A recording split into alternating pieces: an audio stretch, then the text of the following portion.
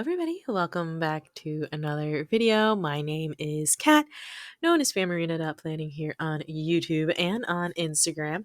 And today's video is a plan with me for the week of what's the week of the 29th of September through October 5th, using this beautiful muted collection from Dash of Sun, foiled in rose gold, called Autumn Stories. This is a collection inspired or kind of grown from Chelsea wanting to celebrate her own wedding anniversary, which made it perfect to celebrate the week of my wedding anniversary. My wedding anniversary is October 3rd.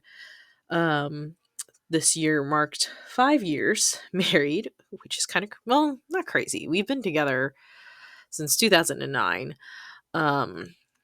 So like 5 years married is like not like the biggest deal, I guess.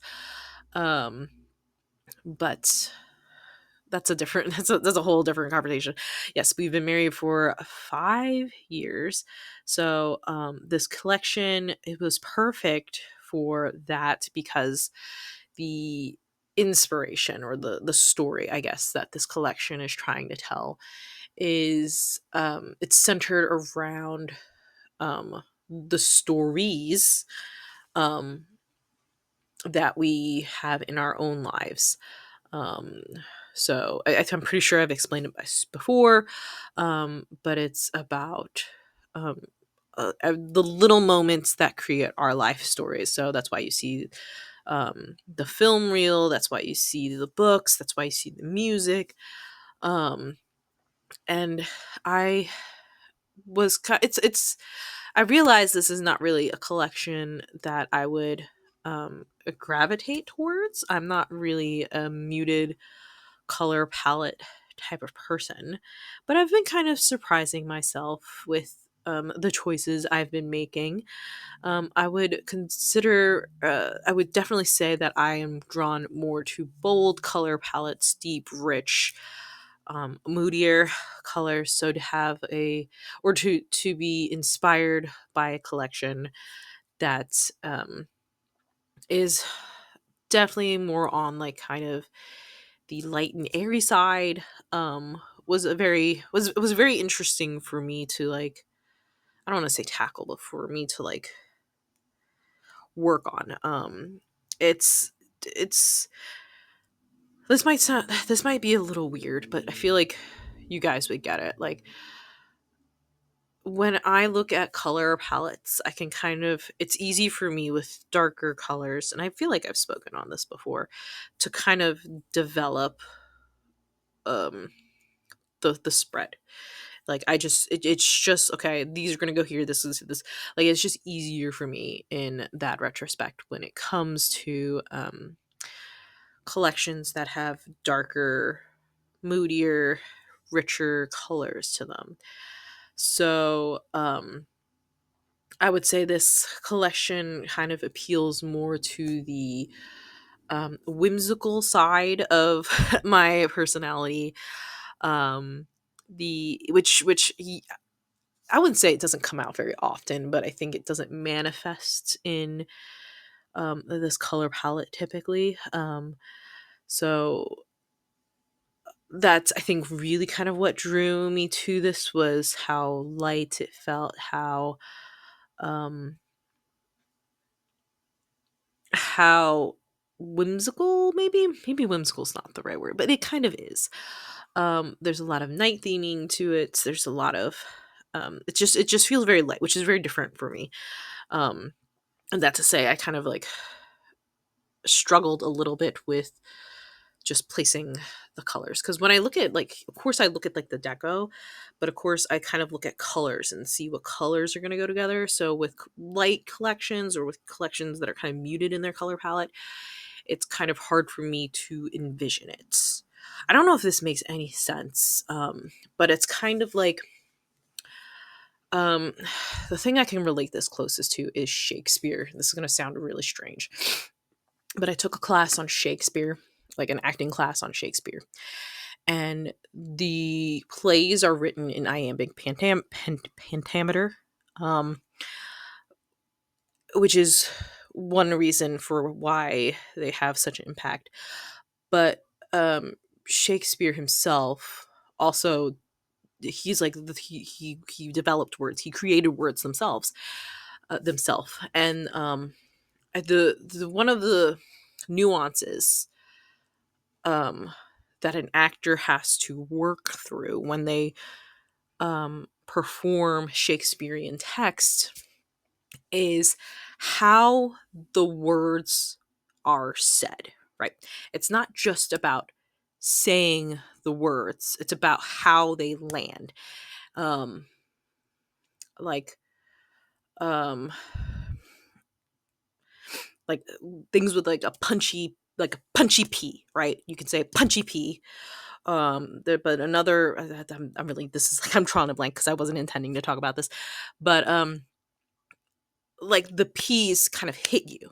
Um, and that's one of kind of the things when you work with a Shakespearean text is recognizing the words themselves have a physical impact, and that's why Shakespeare chose or made up specific words, is because he wanted them to have a specific impact. One of the classic examples that always stands out is the sound M, moist. I don't know. Sorry if this might have impacted some people. I remember standing in class, and we were just told to stand in the room, and my professor was just going moist, moist, moist, moist over and over and over again. And I'm sorry if this is already impacting the few people, like not the few people, but those of you who understand where this is going. Um, some people, I was looking around, I was like, I'm like, what's going on? Um, and the professor told us to like kind of look around, and some people were visibly uncomfortable with the word moist. And that's because the shape of the word and how you say it kind of evokes like being in being ingested. This is gonna sound really strange, but moist, like how you say it will have people react physically. So which is one of those, like, I'm not really good with Shakespearean text, so that class was definitely a bit of a struggle for me, but it was very enlightening to really like it changed how I kind of look at text, how I look at literature, because obviously a writer, an author, chooses their words very intentionally, right? We have synonyms, but the choice of a word is specific because each word has nuance. It has slightly different meanings. So that's that is for me to come back. I was like, where? How did I get here? Um, who thought? You know, me pulling from my college experiences here. So I went on that long kind of diatribe to say that with for me, in addition to looking at like deco has like an item, it's like a thing, right? A pumpkin is a pumpkin, a bike is a bike, a tree branch is a tree branch. I also kind of look at it as colors, right? The colors and how they sit next to each other. Too much of one color in one space is will kind of weigh that side down. Um, so for me, collections that have a very light kind of airy color palette, I don't really, or it's harder for me to find that kind of grounding, um, like the thing that grounds the spread, um, the thing that will give you the impact. It's not very difficult. It's just, it takes me a little bit more finagling, I guess is how I want to say that. I spend a little bit more time needing to look at the colors, needing to pick which colors go where. Um, and that's because to me, when I look at it, this color has this kind of, or this um intensity, maybe intensity is the word I want to look at, will have this amount of impact. So I need to balance it with this other color, this lighter color, to balance out my impacts. Um, so that's why, like, I find it interesting that I was kind of really drawn to the story of this spread or collection rather than um, being uh, rather than shying away from it from because of its color palette. That's how I started on this whole long diatribe about Shakespeare. Um, not to say that this is not a balanced, excuse me, collection. There's like these pops of bright blue. It's got a lot of purple in it. Of course, you know me, my purple. But it was definitely something that took me a little more prep time. There was a little more sitting um and looking at everything before I went ahead and like put some stickers down. Um so I was I was not prepared to go on that long diatribe about Shakespeare and all of that, because what I actually wanted to what I prepped myself to do was actually sorry, I had to stop recording for a second. But what I was saying was before I sat down to do this voiceover, I was actually prepping myself to like look up 5-year anniversary things. This year we decided not to do gifts, even though he still got me a card, but he claims that he forgot that we said no cards either.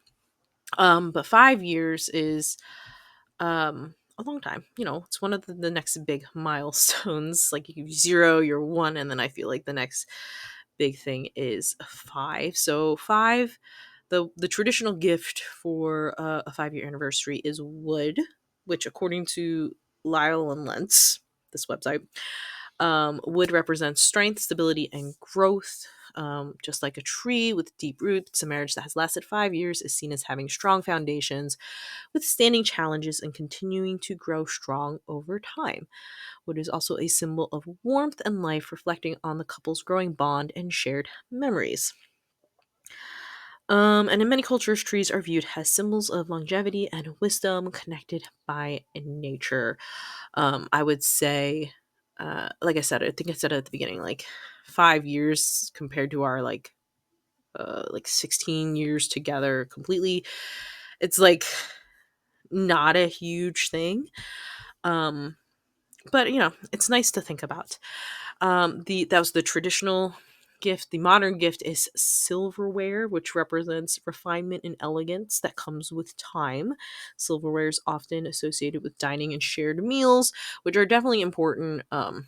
For sure. But they were saying, which are important moments of connection and intimacy in marriage. Silverware also represents care and attention that a marriage requires, just as silver needs to be polished and maintained to retain its lusters, so too does a relationship need nourishing and effort to thrive. By the 5th anniversary, couples have often settled into a rhythm of life together, making silverware a fitting symbol of the relationship's elegance and functionality. Um, I can see those are interesting. Those are interesting thoughts. We did not get each other any gifts. I think we did do the first one, which is paper. I'm pretty sure. Um, but yeah, 5 years. Isn't that crazy? Um, we didn't do gifts, like I said. I think in my time, I've come to, or like I said, that's a drop in the bucket for compared to like the 16 years that we've been together. Um, it's what was I about to say? Oh my goodness, I was just talking about gifts. Um, with the economy and all that, like I'd rather have the experience of like going to. Well, we went to. Well, I'll get to it later, but we did go to Joseph Ambler, which is where we got married. Um, and I'd rather have more experiences at this point in my life. I have a family now. Don't really need extravagant gifts. I pretty much buy anything I want, which is mostly the stickers at this point in my life. And of course we have our children to think about. So that's kind of like uh where we're at relationship wise.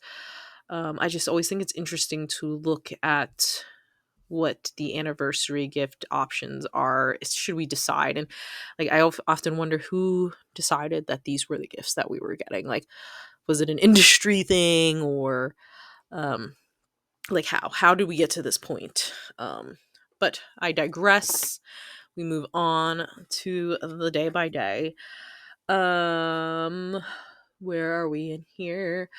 On Monday the 29th, I don't mark this in this memory planner. Again, I'm contemplating on doing it, but I was 13 weeks pregnant with we haven't developed a nickname for the next kid yet, because like I'm pretty sure I've talked about it before. Bub is not Bub's name. It's just the name we refer to him on the internet, because the internet is a crazy place.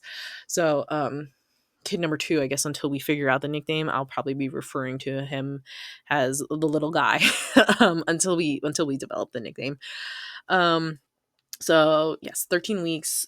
Coffee Monday. I know you're not supposed to limit coffee, but like, you try being a working mom and not having coffee, it's not going to work.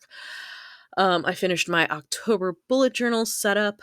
I'm kind of really sad that I don't film those anymore, but um, with how crazy my life has been, or busy, maybe not crazy, but busy, waiting until I can get in front of a camera is just not feasible, because I use my bullet journal as my day-to-day planner, so I cannot just hold off on my day-to-day stuff because I want to film it.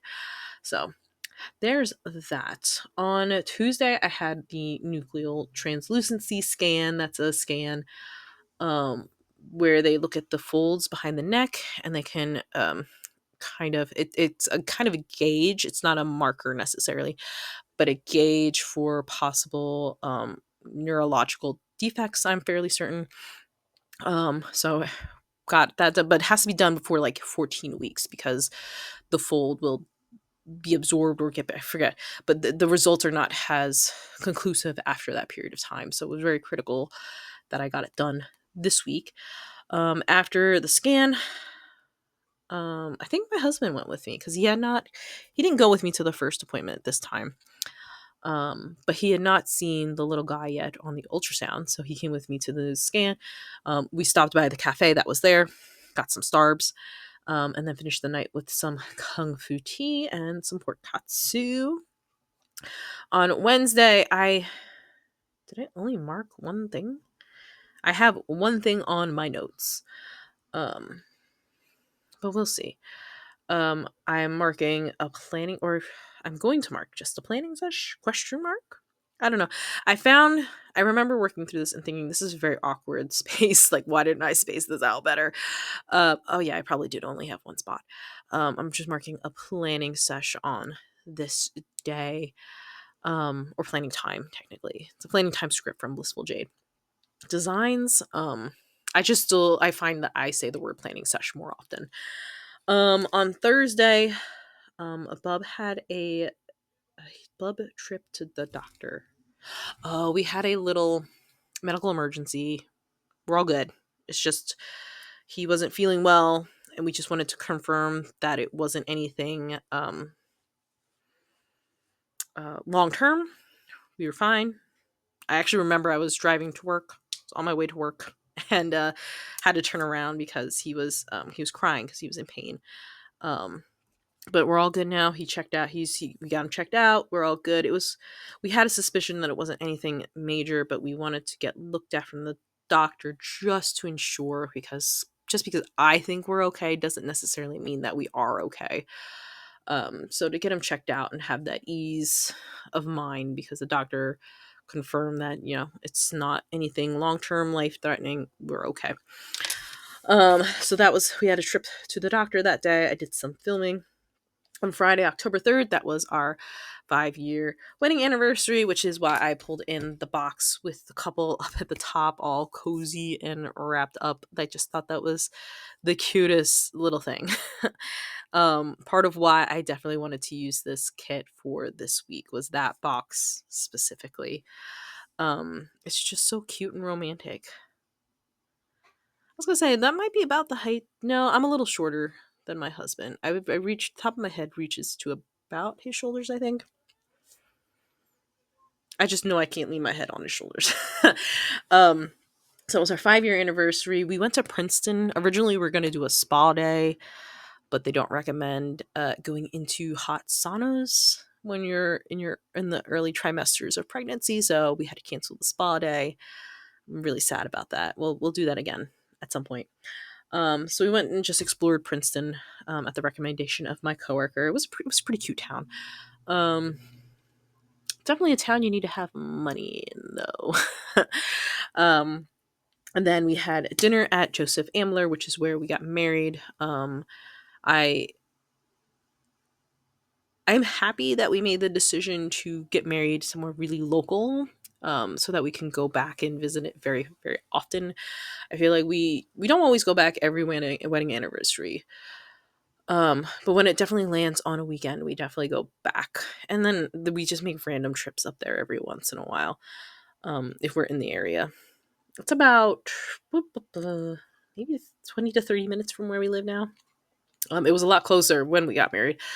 But it was a good distance for most of my family. People could commute in or travel in and have a short trip up to where the venue was. So it was a good move on our part. On Saturday, I made bacon. We had pho and boba tea. And then on um, Sunday, we did a Target run. Um, I have opinions about Target. I think I've spoken on it before. Um, but a Target run it's not like something we do very often anymore.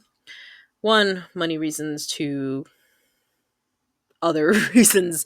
If you know, you know already. So, um, but yeah, sometimes we have to do it because we need to.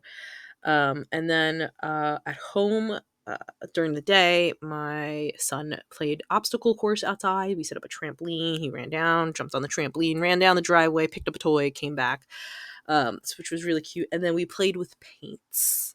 He has an easel that he plays with. So that is the week. That is the spread. It's so fun and foily. I was glad I was able to pull in those like film strips that those are also from Dash of Sun. She's got a lot of the full length stuff. And I don't think I mentioned that I think I got most again most everything from this collection. It's just because I liked it. Mostly because I liked it. So what I'm gonna do with it next fall. But yeah, gorgeous collection. I love the story behind it. And I love how this all turned out. And that is the video. I hope you enjoyed it. If you did, I would love it if you gave it a little like, leave a comment with any of your thoughts down below. And I would love it if you join my little channel here by subscribing. And I hope to see you in the next one. Bye.